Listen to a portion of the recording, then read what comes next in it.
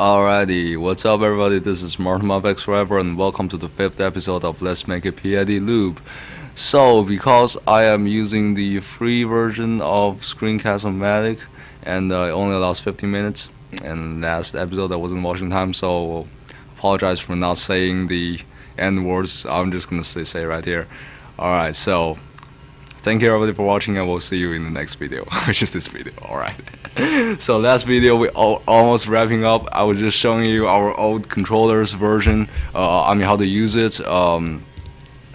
Right here, if you type 12 1000, which is basically means that I want to move forward 12 inches and then I want to wait for 1000 milliseconds after I get very close to the targets for some time for adjustment with the PID algorithm, and then this is basically means negative 7.5 basically means back off 7.5 inches, because everything positive and negative they'll correspond in the PID controller, so that if you type negative, if the target is negative, the robot automatically receives a negative signal to back off. If provided after watching all these videos you got these things right. I keep reiterating that. So today I am going to delete that. Excuse me, actually a second ago, yes, when we were thinking about this, we still need to type 1000, and it's still kind of a little bit difficult to wrap our head around it. And in the last video we said, if something goes wrong and I'm the clear timer command and my actual and the determination of my actual what we call this condition of the while loop, if the time between these two is a little bit too long and there's a drag, it's just pick up a few milliseconds. If you type 0 right here, which wouldn't make sense anyway, you would actually might get a glitch and the robot might not even move, because you just suddenly exit out the while loop while your movement is not finished because of glitch. So we're gonna fix that. And also we don't want to type 1000 anymore. We want to type I want to type 1. For instance, I don't want to type 1500 anymore. I want to be able to type 1.5, so that I know that I wait 1.5 seconds.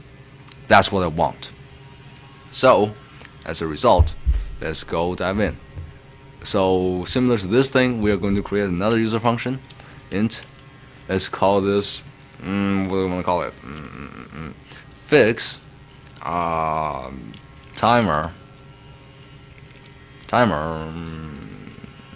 value. Fix timer value. And because I'm doing this, I am going to change this to float, because we want to always type in decimals. Float. Actually, I should change this to float too. This was type from last episode. The target should really be float, so you can type in decimals. Alright, so parentheses. So we know that right here we are going to receive a float value like 1.5 or something, like I just demonstrated. So let's go type float raw seconds, and then we are going to have an int integer, and that integer is called milliseconds. We want to convert everything to milliseconds. And then we're going to start our algorithm. Because of raw seconds, we need to multiply 1000 to raw seconds to convert that to milliseconds. So let's go milliseconds equals to raw seconds multiply 1000. Alright, excuse me, come on. So we are going to multiply the raw seconds by 1000. So if we put 1.1, that multiplying 1000 is 1100, which is something in milliseconds that is in accordance with time 1, which is also in milliseconds, so that the computer can read, and we can input something that we can read, and the computer uses algorithm to spit out the value the computer can read, and then the cortex or the computer or the cortex actually, and then the cortex can continue to do its processing, and that's all we want. We want to input something we can read, and then the cortex spits out something it can read, and then it does its calculation.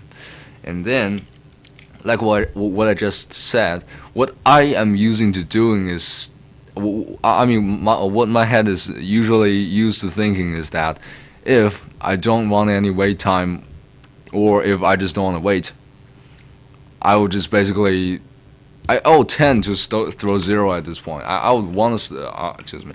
I would want to throw 0 right here. I want to say that if I don't want any extra weight movements, or I'm just really running, running through my autonomous, I don't have a lot of time in 15 seconds of autonomous, and I just want the robot to move a little bit. I don't want to wait. I want after this movement, it immediately move on. Alright, I want to type 0. I don't want to wait at all. 0. However, in last episode and in this episode, we just explained why typing 0 is it can be a stupid and very deadly idea in your autonomous. So that I want to use 0 to indicate that I don't want to wait so much, but you always need to wait a little bit. And that's what we're going to fix. So, and right here, we're going to type that if milliseconds is smaller than, let's say, smaller than, what's the smallest time we want to wait? Let's say 250, a fourth of a second. If, let's say that we actually type 0 and it spits out a 0, or let's say we type 0.01, and that is still too short an amount for the robot to wait to even hit or to even get through that target, we always want the PID controller to work a little bit, just tiny little bit, or we don't even have to use it. So let's say that we always wanted to wait at least 250, so that if we accidentally or intentionally put in the value like 0 that is smaller than the wait time, we still want the robot to wait automatically. So if the wait time after converted is smaller than a fourth of a second, we'll just make it a fourth of a second. Milliseconds.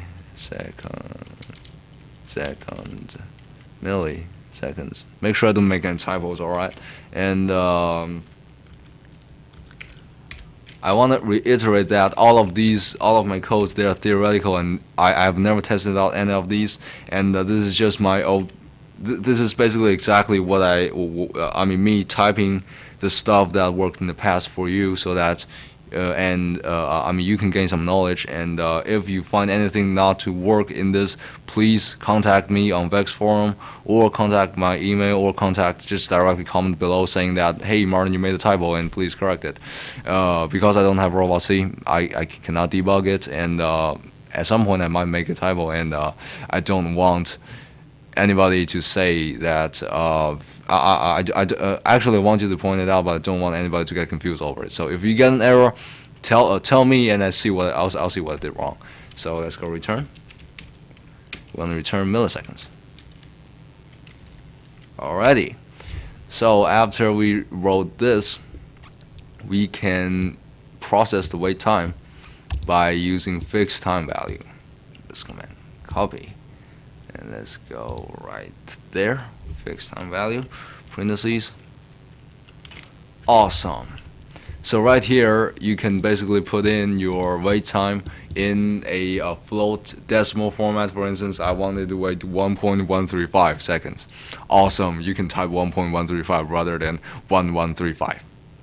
I always want to type something that you can understand. 1.135 seconds is a lot more understandable than 1135. So that this is just basically setting a safe band of 250, so that even though right here you type 0, it's still going to work. And in this case, we need to change this 1, because we are waiting 1 second rather than 1,000 milliseconds as what we just converted. So right here is safe to type 0. If you type 0, it's essentially the same thing as type 0.25. And that's the minimum wait time we wanted to have.